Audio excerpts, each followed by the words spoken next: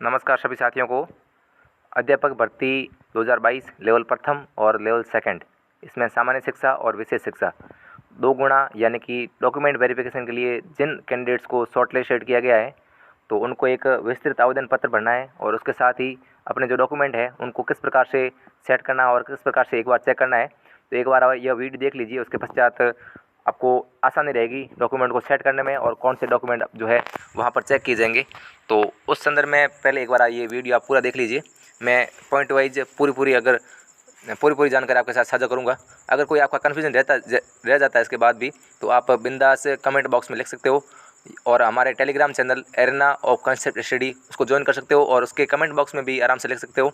इस वीडियो के comment box में भी लिख सकते हो आपके अगर कोई इंक्वायरी है तो चलिए शुरू करते हैं शुरू से। कि सबसे पहले दस्तावेज सत्यापन का जिला और तारीख जो है वो आपकी बोर्ड की वेबसाइट पर अपलोड हो जाएगी, है ना। उसके बाद आपको बता दी जाएगा कि आपका डॉक्यूमेंट वेरिफिकेशन जो है कब होगा, ठीक है। और अभ्यर्थी के रोल नंबर यानी कि जो आपने अभी थर्ड ग्रेड का एग्ज़ाम दिया है और उसमें जो आपने रोल नंबर आपके आए थे वो रोल नंबर इधर भरने हैं। पद अध्यापक लेवल प्रथम के हो तो सामान्य शिक्षा या विशेष शिक्षा, ठीक है, उसके सामने आपको टिक करना है। अध्यापक लेवल सेकंड में अगर आप हो लेवल सेकंड में तो आपको विषय भरना है यहाँ पर, और सामान्य या विशेष शिक्षा इस दोनों में से कौन से हो, ठीक है। अगर विशेष शिक्षा हो फिर MR, VI या HI इसमें से आपकी कौन सी श्रेणी है उसके सामने आपको सही का निशान करना है, ठीक है।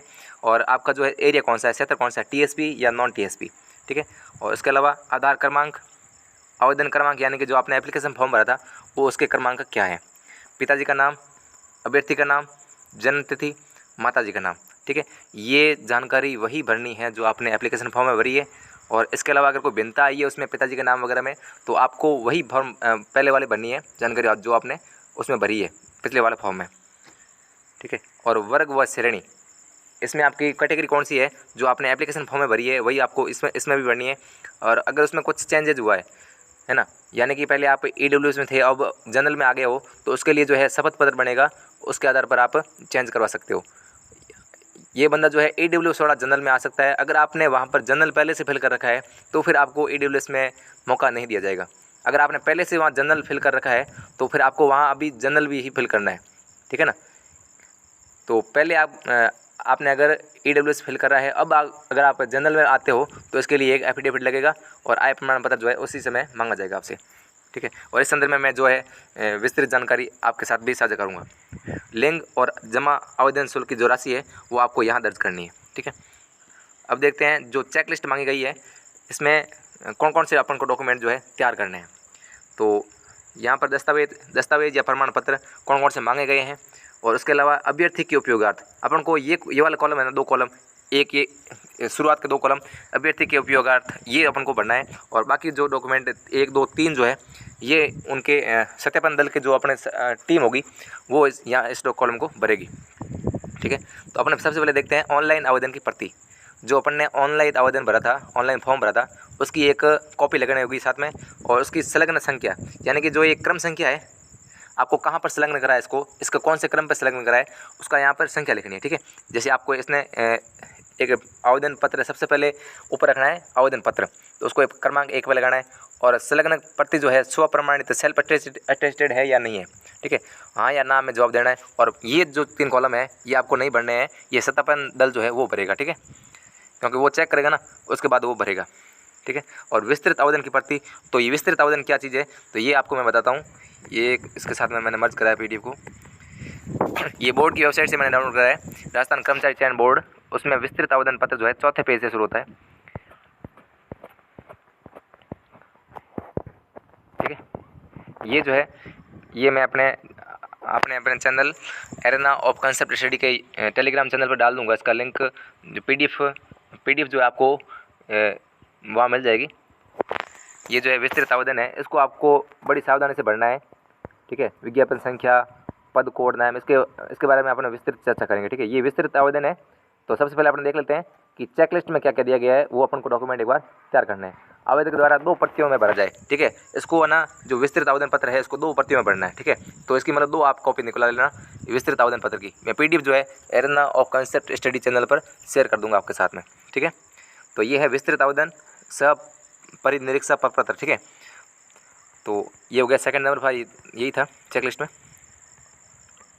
तीसरे नंबर पर है आधार कार्ड की प्रति या आधार कार्ड की फोटोकॉपी सेल्फ अटेस्टेड करके अपन को लगानी साथ में, ठीक है। और 10th की मार्कशीट और प्रमाण पत्र की प्राप्ति।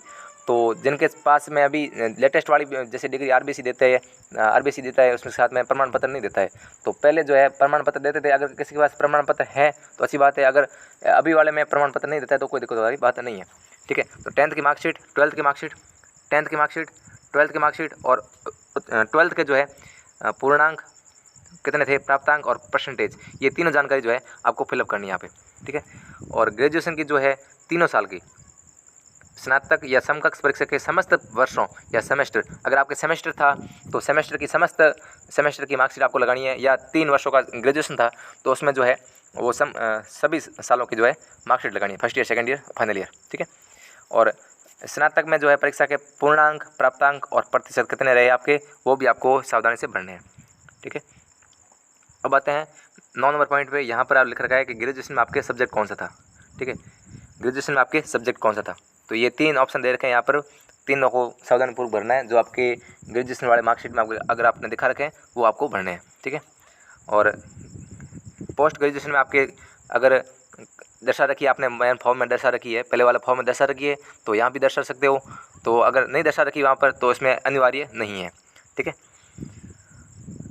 और पोस्ट ग्रेजुएशन के नंबर वगैरह ये भी आप साथ में लिख सकते हो 11 नंबर पॉइंट में, ठीक है। अब देखते हैं 12 नंबर पॉइंट, ये कि अध्यापक लेवल प्रथम सामान्य शिक्षा पद के लिए आपने डीएलएड करा है या बीएलएड करा है, इसमें आपके पास में कौन सी डिग्री उसके सामने आपको राइट का टिक लगाना है, ठीक है।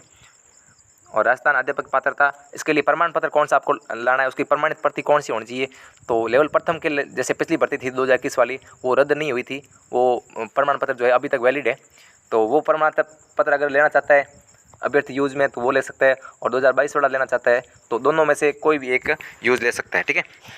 14 नंबर पॉइंट है जो है कि अगर अभ्यर्थी जो है लेवल प्रथम के साथ में लेवल सेकंड का भी अभ्यर्थी है तो इन दोनों में से और दोनों साथ में भरना चाहता है, दोनों स्तर में अगर वो एप्लीकेबल है तो इस कॉलम को भरेगा, ठीक है। और 15 नंबर लेवल प्रथम के प्राप्तांक और परसेंटेज कितने हैं। 15 में ऐसा दे रखा है कि आपके जो पात्रता परीक्षा हुई थी उसमें प्राप्तांक कितने हैं और परसेंटेज कितने हैं वो आपको यहाँ पर दर्शाना है, ठीक है। और अपन यहाँ पर देखते हैं लेवल सेकंड के जो आपके लेवल सेकंड में जो है आपको भाषा प्रथम, सेकंड और आपका विषय कौन सा है, ठीक है, सामाजिक अध्ययन है या विज्ञान गणित है। एक चीज़ ध्यान रखना, हिंदी, इंग्लिश और सामाजिक वालों के एक ही सब्जेक्ट दर्शाया जाएगा, वो है सामाजिक अध्ययन, ठीक है। और विज्ञान और गणित जो है ये साइंस, मैथ और बायोलॉजी और सबके लिए साइंस मैथ ही ऑप्शन आएगा, ठीक है। ये आपकी वहाँ जो पात्रता वाली मार्कशीट है उसमें स्पेशल रूप से आपको दे रखा होगा, टेंशन वाली बात नहीं है।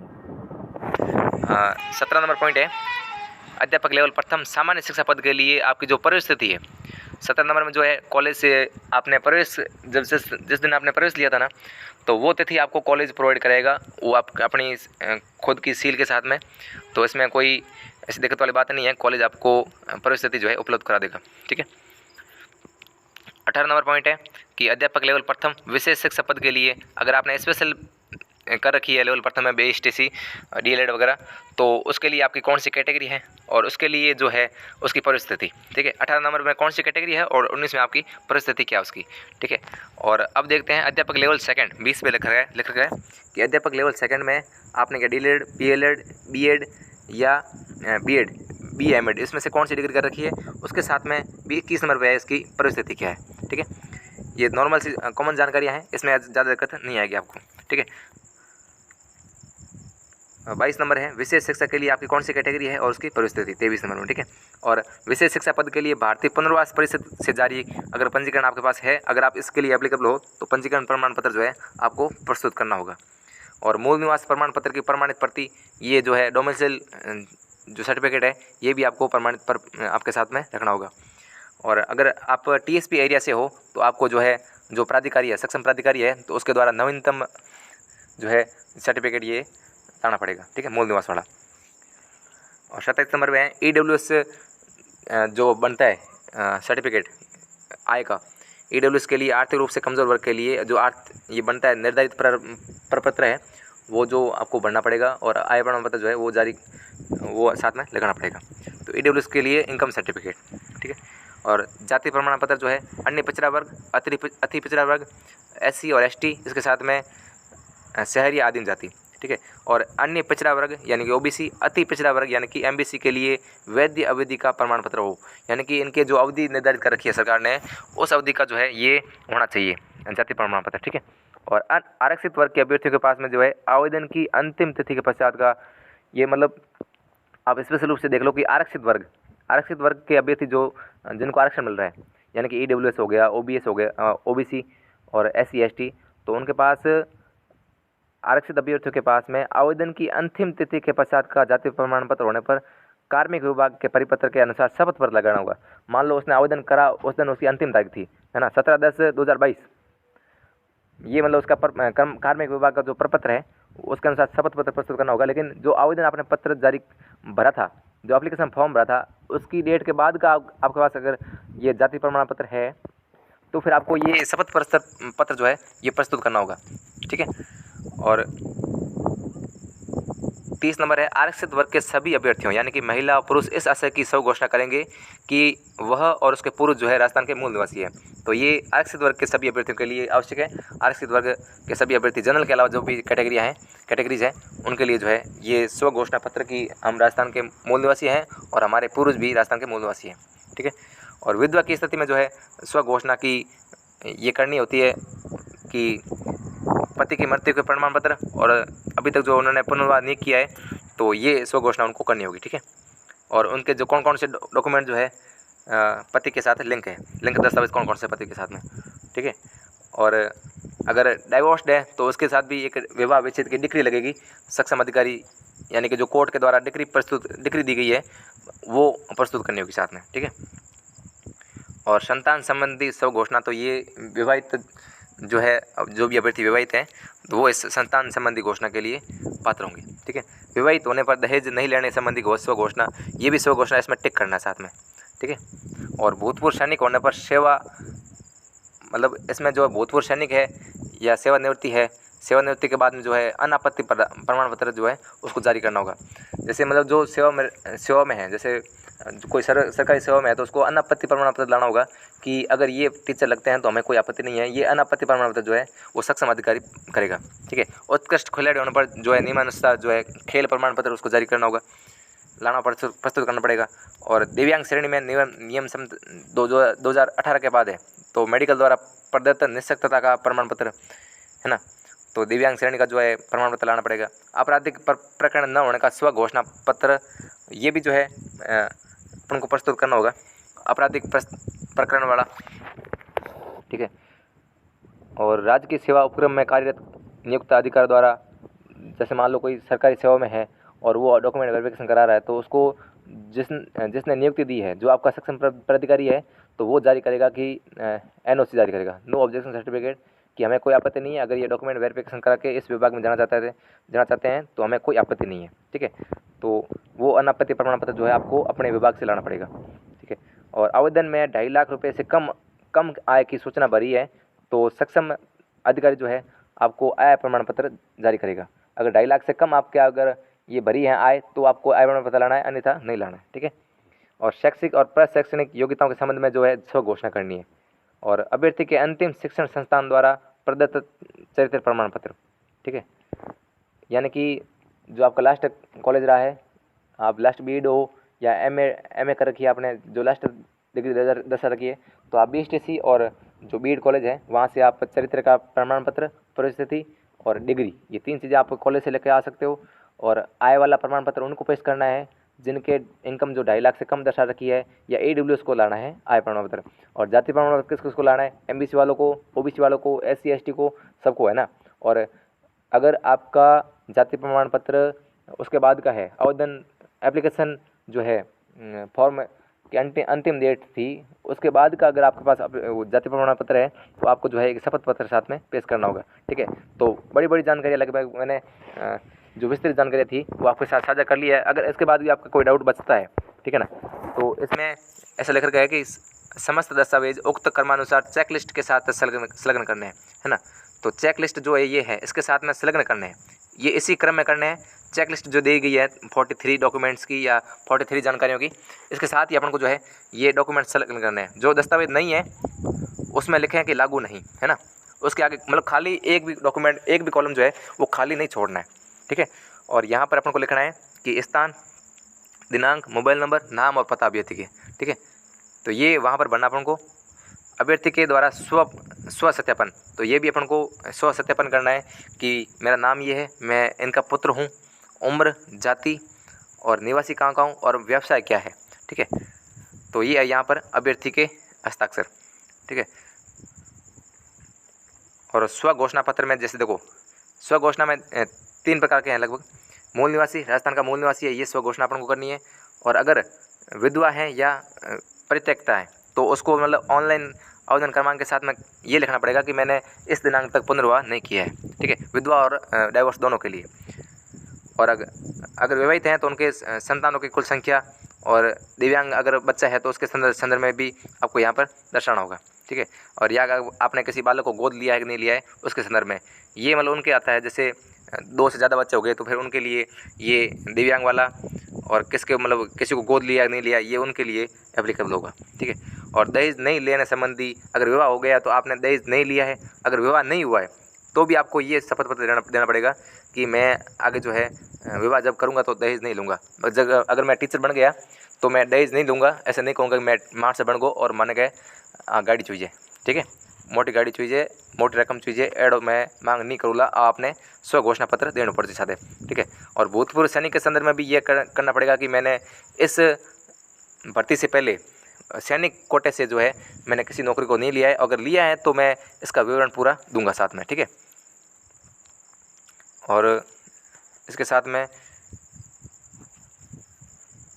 आपकी जो प्रशासनिक योग्यताएं हैं, जिसमें उपाधियां हैं, प्रमाण पत्र है, भारत सरकार ने अगर आपको किसी अवार्ड से नवाजा है, विश्वविद्यालय से आपको कोई मिली है, डिग्री वगैरह मिली है या कुछ अवार्ड मिला है तो उसको आप साथ में लगा सकते हो, ठीक है। और मेरे खिलाफ कोई आपराधिक प्रकरण दर्ज नहीं हुआ है तो ये भी आपको स्व घोषणा में आपको दर्शाना पड़ेगा। एक धूम्रपान का जो है, धूम्रपान नहीं करने का जो है वो आपको शपथ पत्र, स्व घोषणा पत्र लगाना पड़ेगा साथ में। और मेरे विरुद्ध जो है आपराधिक प्रकरण विचाराधीन, लंबित या पूर्व में मेरे विरुद्ध आपराधिक प्रकरण जो दर्ज हुए हैं उसका विवरण निम्नानुसार है। तो आपको यहाँ पर जो दर्शाना होगा कि मेरे खिलाफ जो है ये मामले दर्ज हुए हैं, ठीक है। अगर नहीं हुए तो यहाँ लिखेंगे अपने लागू नहीं, ठीक है। और स्थान और दिनांक, यहाँ पर जो जिस दिन अपना होगा डॉक्यूमेंट वेरिफिकेशन होगा उस दिन के स्थान और अपन को वहाँ की तारीख लगानी है, उस स्थान का नाम और उस दिन की तारीख, ठीक है। अभ्यर्थी का हस्ताक्षर, नाम, आवेदन संख्या और रोल नंबर, ठीक है। और इसके साथ लिखना है कि मैं ये अपना अभ्यर्थी खुद भरेगा, ठीक है, स्व सत्यापन करेगा। और मैंने जो है किसी प्रकार की अगर छुपाई नहीं है, अगर छुपाई जानकारी, अगर मेरे द्वारा कोई जानकारी छुपाई गई है और बोर्ड ने उसको पकड़ लिया है तो उसके लिए जो है अयोग्य माना जाऊँगा और अपात्र होऊंगा तो उसका जिम्मेदार मैं स्वयं हूँ, ठीक है। जो लागू हो उसको भरें, लंबित या निर्णित समस्त प्रकरणों का समस्त विवरण अंकित करें, ठीक है। जो लागू होना उसको ही भरना सिर्फ, और लंबित या आपराधिक प्रकरण उनका अगर दर्ज है तो उनको पूरा विवरण देना है, ठीक है। तो अब देखते हैं ये जो है विस्तृत आवेदन पत्र है, इसकी 2 कॉपी अपन को भरनी है। और इसमें सामान्य सी जानकारियाँ हैं जो अपने उसमें भरी थी ना फॉर्म में, वो सेम जानकारियाँ हैं। इसको अपने एक वीडियो अलग से वीडियो में डिस्कस कर लेंगे। और अभी मैंने जो है चेकलिस्ट आपके साथ में डिस्कस करी है।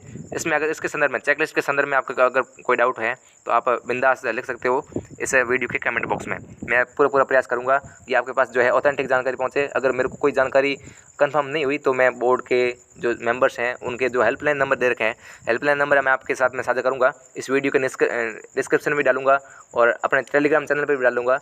हेल्पलाइन नंबर पे आप कॉल करके पूछ सकते हैं। अगर आपका कोई डाउट है जो अभी तक अनआंसर्ड है तो मैं प्रयास करूँगा कि अगले वीडियो में उसको लेऊँ साथ में, और बोर्ड द्वारा जो बोर्ड के जो अधिकारी है हेल्पलाइन वाले उनसे पूछ करके आपके पास जो है ऑथेंटिक जानकारी आप तक पहुँचाऊँ।